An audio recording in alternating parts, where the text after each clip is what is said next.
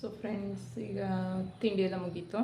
ಹೇರ್ಗೆ apply ಮಾಡಬೇಕಿತ್ತು ಆಯಿಲ್ನ. ನಾನು ಅದಕ್ಕೆ ಇವತ್ತು ಹೇಗೆ ಅಪ್ಲೈ ಮಾಡ್ತೀನಿ ಅನ್ನೋದನ್ನು ತೋರಿಸೋದಕ್ಕೆ ಈ ವಿಡಿಯೋನ ಸ್ಟಾರ್ಟ್ ಮಾಡಿದ್ದೀನಿ. ಸಂಜೆ ಸ್ನಾನ ಮಾಡ್ತೀನಿ, ಇವಾಗ ಏರ್ ಆಯಿಲ್ ಅಪ್ಲೈ ಮಾಡ್ತೀನಿ. ಏರ್ ಆಯಿಲ್ ಅಪ್ಲೈ ಮಾಡೋದಕ್ಕೂ ಮುಂಚೆ ನಾನು ಹೇಳೋದೇನು ಅಂದರೆ, ಹೇರ್ನ ಚೆನ್ನಾಗಿ ಕುಮ್ ಮಾಡ್ಕೋಬೇಕು. ಇದರಿಂದ ಹೇರಲ್ಲಿರುವಂಥ ಟ್ಯಾಂಗಲ್ಸ್ ಎಲ್ಲ ರಿಮೂವ್ ಆಗುತ್ತೆ. ಆಯಿಲ್ ಅಪ್ಲೈ ಮಾಡಿದ್ಮೇಲೆ ತುಂಬ ಜನಕ್ಕೆ ತಲೆ ಬಾಚಿದಾಗ ತುಂಬ ಹೇರ್ ಫಾಲ್ ಆಗ್ತಾಯಿದೆ ಅನ್ನೋ ಫೀಲ್ ಆಗುತ್ತೆ. ಅದು ಇದೇ ಕಾರಣದಿಂದ ಮೊದಲೇ ನಾವು ಹೇರ್ನ ಚೆನ್ನಾಗಿ ಡಿಟ್ಯಾಂಗಲ್ ಮಾಡಿಕೊಂಡ್ರೆ ಆಮೇಲೆ ಅಷ್ಟು ಹೇರ್ ಫಾಲ್ ಆಗೋದಿಲ್ಲ. ಅದಕ್ಕೆ ಮೊದಲಿಗೆ ತಲೆನ ನೀಟಾಗಿ ಡಿಟ್ಯಾಂಗಲ್ ಮಾಡ್ಕೊಳ್ಳಿ. ನಂತರ ನೀವು ಹೇರ್ ಅಪ್ಲೈ ಮಾಡಬೇಕು, ಆಯಿಲ್ ಅಪ್ಲೈ ಮಾಡಬೇಕಾಗುತ್ತೆ. ನೋಡ್ತಿರ್ಬೋದು, ನೀಟಾಗಿ ಡಿಟ್ಯಾಂಗಲ್ ಮಾಡಿಕೊಂಡೆ. ನಾನು ಯಾವ ಆಯಿಲ್ ಯೂಸ್ ಮಾಡ್ತೀನಿ ಅಂದರೆ, ಮೊದಲಿಗೆ ಇಲ್ಲಿ ನೋಡ್ಬೋದು, ಕೊಕೊನಟ್ ಆಯಿಲ್ನ ತಗೊಂಡಿದ್ದೀನಿ. ಇವಾಗ ಸಮ್ಮರ್ ಆದ್ದರಿಂದ ಇದಕ್ಕೆ ಸ್ವಲ್ಪ ಮಟ್ಟದಲ್ಲಿ ನಾನು ಕ್ಯಾಸ್ಟರ್ ಆಯಿಲ್ನ ಕೂಡ ಬಳಸ್ಕೊತೀನಿ.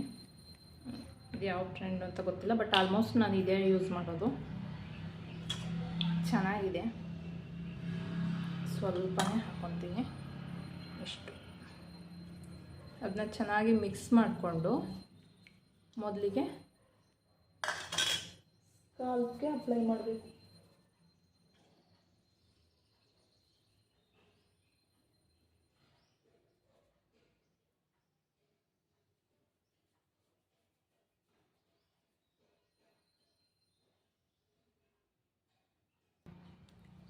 ಸ್ಕಾಲ್ಪ್ಗೆ ಹೇರ್ ಆಯಿಲ್ ನೀಟಾಗಿ ಅಪ್ಲೈ ಮಾಡಿದ್ಮೇಲೆ ಹೇರ್ ಲೆಂತ್ಗೂ ಕೂಡ ಅಷ್ಟೇ ನೀಟಾಗಿ ಹೇರ್ ಆಯಿಲ್ನ ಅಪ್ಲೈ ಮಾಡಬೇಕು. ಲೆಂತು ಕೂಡ ಇಂಪಾರ್ಟೆಂಟು. ಯಾಕೆ ಅಂದರೆ, ಲೆಂತು ಡ್ರೈ ಆದಷ್ಟು ನಮ್ಮ ಹೇರ್ನಲ್ಲಿ ಬ್ರೇಕೇಜ್ ಜಾಸ್ತಿ ಆಗುತ್ತೆ. ಅದರಿಂದ ಹೇರ್ ಫಾಲ್ ಆಗೋದು ತುಂಬಾ ಚಾನ್ಸಸ್ ಇರುತ್ತೆ. ಅದಕ್ಕೇ ಹೇರ್ ಲೆಂತ್ ಕೊನೆವರೆಗೂ ಕೂಡ ನೀವು ನೀಟಾಗಿ ಅಪ್ಲೈ ಮಾಡಬೇಕು. ಈ ಸಮ್ಮರ್ನಲ್ಲಿ ಹೇರ್ ಮೇಂಟೈನ್ ಮಾಡೋದೇ ಒಂದು ದೊಡ್ಡ ಪ್ರಾಬ್ಲಮ್ ಆಗಿಬಿಟ್ಟಿದೆ. ಕಟ್ ಮಾಡಿಸ್ಬಿಡೋಣ ಅಂತ ಪ್ಲ್ಯಾನ್ ಮಾಡ್ತಾಯಿದ್ದೀನಿ. ನೋಡೋಣ ಮನಸ್ಸು ಹೇಗೆ ಬರುತ್ತೋ ಹಾಗೆ. ಸ್ವಲ್ಪ ಹೇರ್ ಫಾಲ್ ಆಯಿತು ಕೂಡ, ಅದರಿಂದ ತಿನ್ನಾಗ್ಬಿಟ್ಟಿದೆ ನನ್ನ ಹೇರು ತುಂಬ. ಅದಕ್ಕೋಸ್ಕರ ಕಟ್ ಮಾಡಿದ್ರೆ ಸ್ವಲ್ಪ ರಿಕವರ್ ಆಗುತ್ತೆ. ನ್ಯೂ ಹೇರೆಲ್ಲ ಬರ್ತಾ ಇದೆ, ಅದಕ್ಕೆ ಕಟ್ ಮಾಡಿಸೋಣ ಅಂತ ಹೇಳಿದ್ದು. ಅದು ಬರೋ ತನಕ ನೀಟಾಗಿ ಲೆಂತು ಸರಿಯಾಗುತ್ತೆ. ಆದಷ್ಟು ಹೇರನ್ನ ಜೆಂಟಲಾಗಿ ಹ್ಯಾಂಡಲ್ ಮಾಡೋದನ್ನ ನೀವು ಕಲ್ತ್ಕೋಬೇಕು. ಯಾಕೆ ಅಂದರೆ, ನಾವು ಎಷ್ಟು ರಫಾಗಿ ಮಾಡ್ತೀವಿ ಅಷ್ಟು ನಮ್ಮ ಹೇರ್ ಹಾಳಾಗೋಂಥ ಚಾನ್ಸಸ್ ಇರುತ್ತೆ. ನೋಡ್ತಾ ಇರ್ಬೋದು, ಈ ರೀತಿ ಎಲ್ಲ ಅಪ್ಲೈ ಮಾಡಾದ್ಮೇಲೆ ಈ ರೀತಿ ಸ್ಕ್ಯಾಲ್ಪ್ಗೆ ಮಸಾಜ್ ಕೊಟ್ಕೋಬೇಕು. ಈ ರೀತಿ ಎಲ್ಲ ಉಜ್ಜೋಕೆ ಹೋಗಬಾರ್ದು. ಜಸ್ಟ್ ಈ ರೀತಿ ಸ್ವಲ್ಪ ಪ್ರೆಸ್ ಮಾಡಿ ಸರ್ಕ್ಯುಲರ್ ಮೋಷನಲ್ಲಿ ಸ್ಕ್ಯಾಲ್ಪಲ್ಲಿ ಮಸಾಜ್ ಮಾಡ್ಕೋಬೇಕು. ತುಂಬ ಜನ ಕೇಳ್ತಾ ಇರ್ತೀರ, ಶಾಂಪು ಯಾವುದು ಹೇಳಿ ಎಲ್ಲ ಕಮೆಂಟಲ್ಲಿ ಬಂದು ಮೆಸೇಜ್ ಮಾಡ್ತಾ ಇರ್ತೀರ.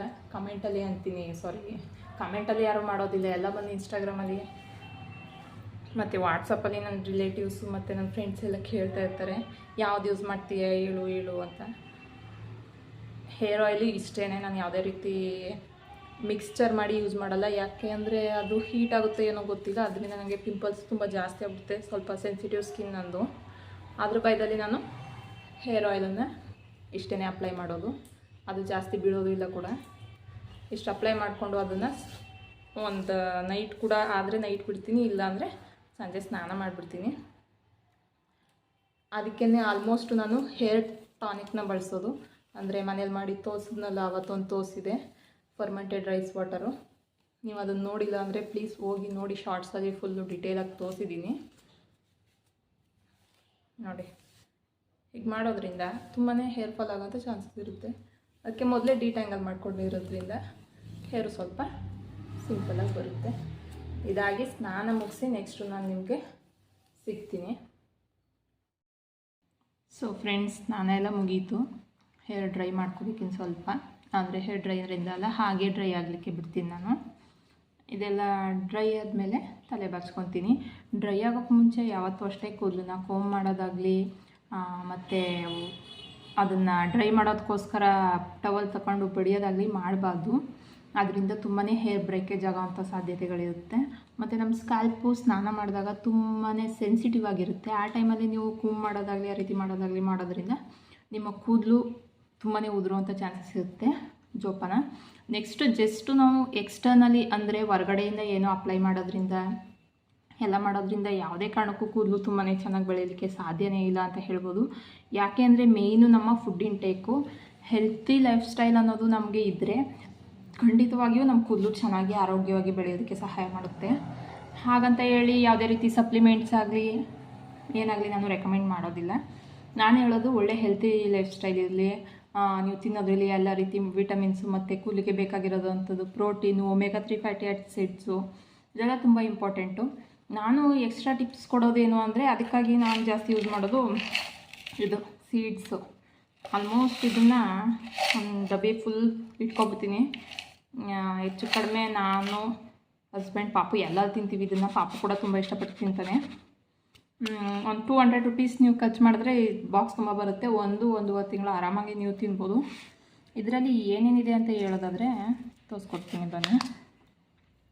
ಮೊದಲನೇದಾಗಿ ಅಗಸೆ ಬೀಜ ಆಯಿತಾ, ಏನು ಫ್ಲ್ಯಾಕ್ಸ್ ಸೀಡ್ಸ್ ಅಂತ ಏನು ಹೇಳ್ತಾರೆ ಅದು. ಎರಡನೇದಾಗಿ ಮೆಲನ್ ಸೀಡ್ಸು.